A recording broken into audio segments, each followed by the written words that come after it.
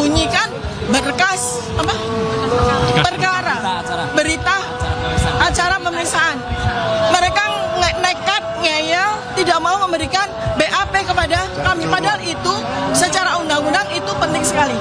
Seperti yang kita ketahui tadi, sempat terjadi perdebatan antara hakim, JPU dan kami. Kami keberatan tidak diberikan berkas secara lengkap. Bagaimana kami bisa melihat perkara ini secara komprehensif?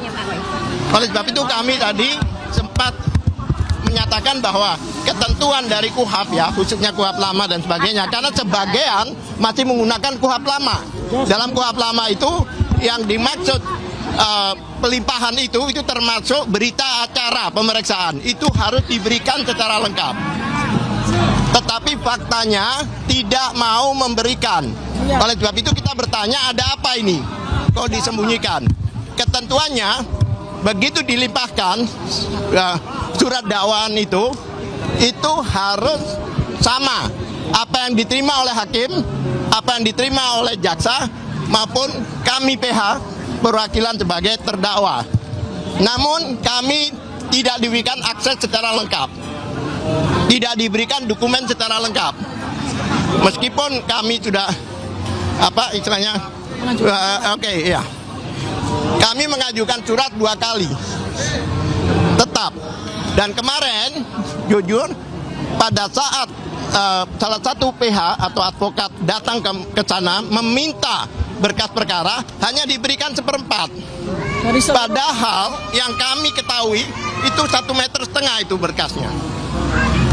Nah, oleh sebab itu ada tanda tanya besar. Ada apa ini?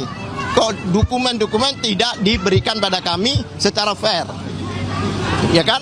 Mungkin dilanjutkan oleh Pak Lutfi. Ya, jadi persidangan ini kami anggap prematur.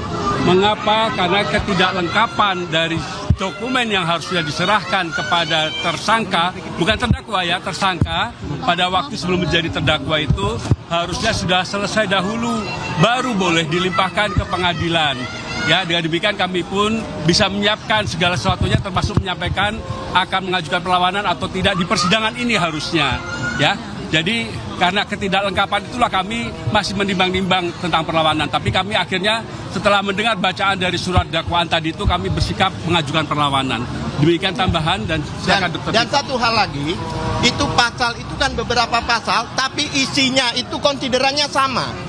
Padahal di dalam setiap pasal unsurnya berbeda. Dan selalu dikatakan Roy Suryo CS. DKK. Roy Suryo DKK. Sedangkan persidangan ini ada persidangan Dr. Tifa, individu. Selalu dihubungkan dengan Roy Suryo dan kawan-kawan. Itu boleh jika ada pasal keikutsertaan 55 atau 56. Ini tidak ada pasal pesertaan. Oleh sebab itu, itulah nanti yang kami akan lawan, dan termasuk persidangan di Jakarta Timur ini. Kenapa demikian? Agak aneh. Kenapa satunya di Jakarta Selatan, satunya di sini? Walaupun Prapit itu juga merupakan persidangan. Kalau memang di sini, seharusnya di sini semua. Itulah salah satu nanti di dalam perlawanan kita. Silakan, Bu. Ya, baik ya. Jadi ada 3 hal yang paling utama, paling pokok di dalam dakwaan yang tadi dibacakannya. Pertama adalah berkaitan dengan ilmu saya, ilmu anatomi morfologi, yang memang sudah saya sampaikan di dalam iNews 29 April 2025. Saya diundang sebagai ahli, di mana di situ saya memberikan penjelasan tentang bagaimana saya melihat dari dokumen yang beredar atau benda digital yang beredar di internet, yang banyak orang mengatakan itu sebagai ijazah Joko Widodo. Di situ saya menyoroti hanya satu hal yang menjadi domain saya, yaitu foto, ya. Karena itu saya menggunakan ilmu saya, anatomi morfologi, untuk memberikan penjelasan, ya. Kalau memang penjelasan ini harus dikomparasikan dengan ijazah asli, maka munculkan ijazah asli itu. Ya, sebab yang saya lakukan observasi itu adalah benda digital yang beredar di internet. Kita sama-sama tidak tahu apakah itu dokumen milik Joko Widodo. Ya, pertama itu. Dan Jelas bahwa tadi disampaikan ya, walaupun oleh Joko Widodo saya dituduh dengan pasal besar ya, yang memang niatnya mau memenjarakan saya bertahun-tahun, yaitu pasal 32 dan 35, yang itu isinya adalah Undang-Undang ITE yang berisikan dakwaan manipulasi terhadap dokumen milik orang lain atau melakukan manipulasi atau edit agar dokumen palsu menjadi asli. Itu ternyata di dalam dakwaan tadi hanya dikatakan bahwa dasar saya dituduh pasal 3235 itu adalah lisan saya. Lisan saya ketika saya menyampaikan tentang ilmu saya. Jadi betul-betul definitif.